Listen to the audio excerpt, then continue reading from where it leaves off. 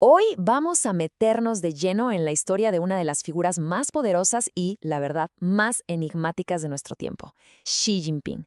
Su vida es una de esas historias complejas que están definiendo el presente y el futuro, no solo de China, sino de todo el mundo. Cuando uno piensa en la China de hoy, es imposible no toparse con una contradicción, una paradoja fascinante. Por un lado, tenemos una sociedad con un nivel de control casi total, con cámaras, censura y represión. Pero por el otro, vemos un país que ha logrado un crecimiento económico que sinceramente es histórico. Ha sacado a millones de la pobreza y se ha convertido en una superpotencia. Y justo en el centro de estas dos realidades tan opuestas está él. Así que la pregunta que vamos a tratar de responder hoy es justo esa. ¿Cómo es que una persona pasa de la humillación total, del exilio, a ser la encarnación de esta contradicción y, de paso, en el líder más poderoso de China desde Mao Zedong? Vamos a ver qué encontramos. Para entender a la figura en la que se convirtió, primero tenemos que entender su caída, porque su historia no arranca en la cima, para nada. Empieza con una pérdida brutal de absolutamente todo lo que conocía. A ver, Xi nació, como dicen, en cuna de oro. Bueno, cuna de oro comunista. Su papá era uno de los grandes héroes de la revolución. Y eso significaba una vida de privilegios que la mayoría ni soñaba. Vivía en complejos residenciales exclusivos para la élite, iba a las mejores escuelas. Era, en toda regla, un príncipe rojo. Pero de la noche a la mañana, todo se vino abajo. A mediados de los 60, Mao Zedong desató la caótica y violenta revolución cultural, y el padre de Xi, que era visto como alguien demasiado liberal, fue señalado como enemigo del Estado, purgado y encarcelado. De un día para otro, el mundo de Xi se derrumbó. Con solo 15 años, este príncipe fue desterrado. Y bueno, se pasó los siguientes 7 años en una de las regiones más pobres de toda China. Las condiciones eran brutales, un contraste total con los palacios de Pekín. Este tiempo de humillación, de abuso y de supervivencia al límite fue lo que sin duda forjó su carácter para siempre. Después de haber tocado fondo, lo lógico hubiera sido rendirse o rebelarse, ¿no? Pues no. En lugar de eso, Xi empezó un ascenso metódico, paciente, calculado, un verdadero juego a largo plazo para volver al poder. Y aquí es donde la cosa se pone increíblemente interesante. En vez de odiar al sistema que lo había destrozado, decidió que iba a conquistarlo desde adentro. Su estrategia fue abrazar la ideología con más fuerza que nadie. Recitar a Mao de memoria demuestra que era el más comunista de todos. Quería básicamente borrar la mancha del nombre de su padre, volviéndose más rojo que los rojos. Y su ascenso, ojo, no fue casualidad, fue calculado al milímetro.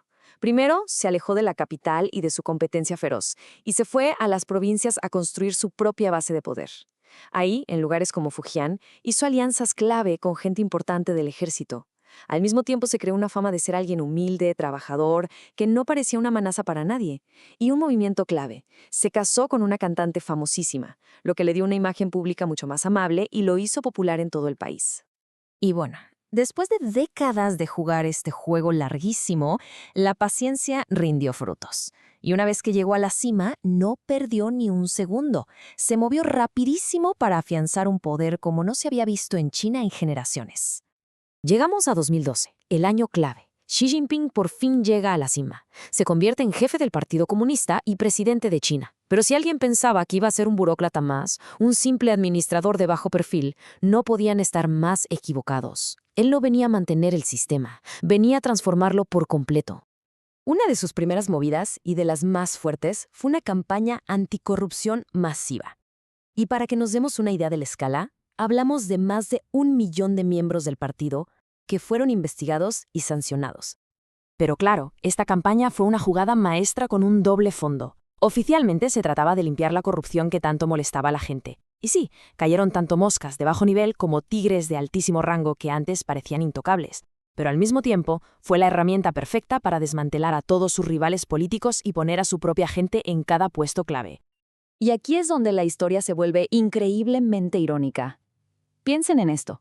El hombre que de niño fue víctima de las purgas de Mao, ahora estaba usando exactamente las mismas tácticas para asegurar su propio poder. ¿Era venganza? ¿Pura estrategia? Es difícil saberlo, pero de que le funcionó, le funcionó. Ya con todos los rivales fuera del camino, dio el golpe de gracia, el más audaz de todos. En 2018, ¿qué hizo? Eliminó el límite de 2 mandatos para la presidencia. Una regla que se había puesto, precisamente, para que nunca más hubiera un dictador como Mao. Con ese movimiento, básicamente abrió la puerta para poder gobernar de por vida.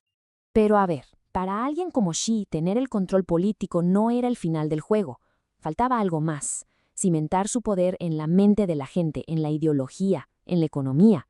Inauguró lo que él mismo llama la nueva era de China. Y esto que viene ahora es de verdad clave para entender su nivel de poder. Creó su propia filosofía, el pensamiento de Xi Jinping, y la metió en la constitución del partido. ¿Qué significa eso? Que sus ideas ya no son opiniones, son doctrina de Estado. Cuestionarlo a él es cuestionar a China. Su palabra es literalmente ley. Pero no todo es control ideológico, hay que decirlo. También ha sido muy hábil para ganarse la gente con resultados económicos tangibles. Su gobierno ha impulsado programas enormes para reducir la pobreza, ha metido muchísimo dinero en tecnología, ha mejorado salarios y la seguridad social, todo mientras proyecta una imagen de una China fuerte y orgullosa ante el mundo.